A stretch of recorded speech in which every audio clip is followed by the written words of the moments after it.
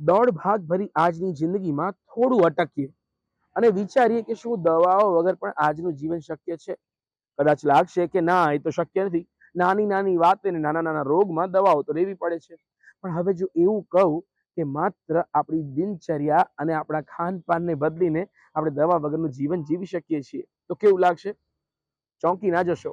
ચાલો આવી જ એક લાઈફસ્ટાઈલની સ્ટોરી સમજાવું.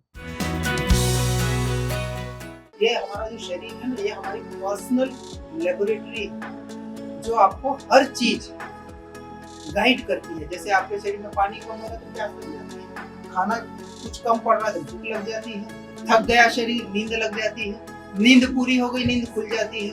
तो सब कुछ इसमें आपके लिए व्यवस्था की हुई है।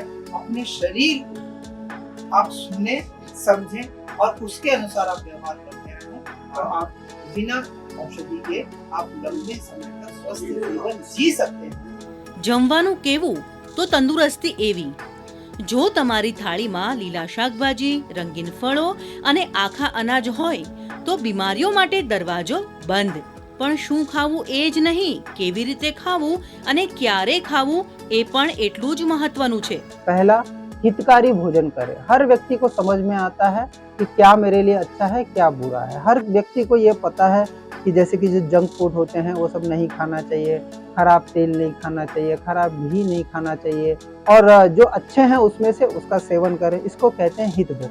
दूसरा होता है मित भोग, कि आप अच्छा खा रहे हैं तो कितना खाएं, भाई उतना खाएं जो आपको पच जाए। इसको कहते हैं उतनी मात्रा मित भोग करना। और उसमें एक तीसरी बात लागू होती है ऋत भोग, यानी ऋतु के अनुसार भोजन करना, जो बहुत जरूरी है। जैसे भोजन में गर्मी का सीजन है तो आप घी का प्रयोग अधिक करें, ठंडी का मौसम है तो आप तेल का प्रयोग करें तो ज्यादा अच्छा रहेगा। तो भोजन जो है गर्म होना चाहिए, थोड़ा स्निग्ध होना चाहिए। हम किस तरह के विचार अपने दिमाग में रखें कि हमारा मन जो है स्वस्थ है। આપણા મોટા ભાગના લોકો જરા પણ દુખાવો થયો કે તરત જ દવા ખાઈ લઈએ છીએ, પણ એ જ દવાઓ ધીરે ધીરે આપણી કુદરતી શક્તિઓને કમજોર બનાવી દે છે. હવે સમય આવી ગયો છે સમજદારીથી કામ લેવાનો. થોડો બદલાવ, થોડી નિયમિતતા અને થોડી સહનશક્તિ, બસ એટલી જ વાત છે. जो एसिडिटी कम होने की दवाइयाँ है वो मैं ज़्यादा लेता था। दिन में लगभग 2 से 3 पेन किलर्स हो जाती थी, उसके साथ साथ एसिडिटी कम करने की दवाइयाँ भी हो जाती थी।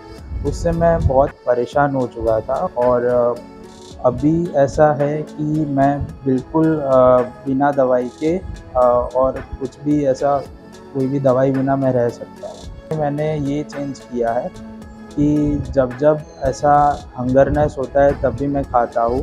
उसके बाद में खाने के बाद में वॉकिंग जो है, फिज़िकल एक्टिविटी कोई भी है, वो आधे घंटे तक मैंने शुरू कर दी।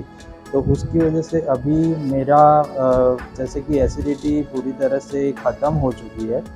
શું તમે ક્યારે તમારા રસોડાને ધ્યાનથી જોયું છે? એ જ મસાલા, હળદર, અજમો, દાલચીની ઘણી બધી બીમારીઓ દવા વિના જ ઠીક કરી શકે છે. अगर किसी को पेट में गैस हो जाती है तो आप हींग वाला पानी पी सकते हैं।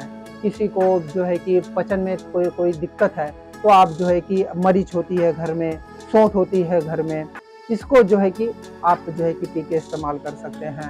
कुछ आपको लगता है कि कहीं जख्म वगैरह हो गई है, आप बिल्कुल बिंदास होकर आप हल्दी का लगा सकते हैं, सेवन कर सकते हैं। आपको दर्द हो रहा है तो आप दूध में हल्दी उबाल के ले लीजिए, थोड़ा सौंठ डाल के ले लीजिए। तो ऐसे छोटी मोटी कई चीज़ों में आप जो है कि घर में ही शुरुआत आप कर सकते हैं। હજારો વર્ષ જૂનું આયુર્વેદ આજે પણ એટલું જ અસરકારક છે. ફક્ત જરૂર છે એ જાણવાની અને અપનાવવાની. એટલે આજે મારું ડાયાબિટીસ સાવ રિમૂવ થયું કહેવાય કે આટલું તો નોર્મલ છે અને કોઈ પણ દવા લીધા વિના નહીં. મારે પેલી આઈની દવા બી લેતી હતી અને પેલી એલોપેથિક પણ લેતી હતી. 17 ગોળીઓ ચાલુ હતી અને આજે મારી એલોપેથિકની બધી જ દવાઓ બંધ થઈ ગઈ છે. ખાલી આ આયુર્વેદિકની જ અત્યારે આ વર્ષથી ચાલુ છે અને એમાં આજે મારા ડૉક્ટર એ પણ બંધ કરી શકો છો એવું કહી શકે છે. વાત કરીએ જ્યાં તંદુરસ્તી માટે આપણે દવાઓ નહીં પરંતુ સારી આદતો ઉપર ભરોસો રાખીએ. કારણ કે યાદ રાખો, ખરી દોલત ક્યાંક બેંકમાં નથી, એ આપણા સ્વાસ્થ્યમાં છુપાયેલી છે. લક્ષ્મણ રાજપૂત સાથે સુમન બોરાણાનો રિપોર્ટ, દૂરદર્શન અમદાવાદ.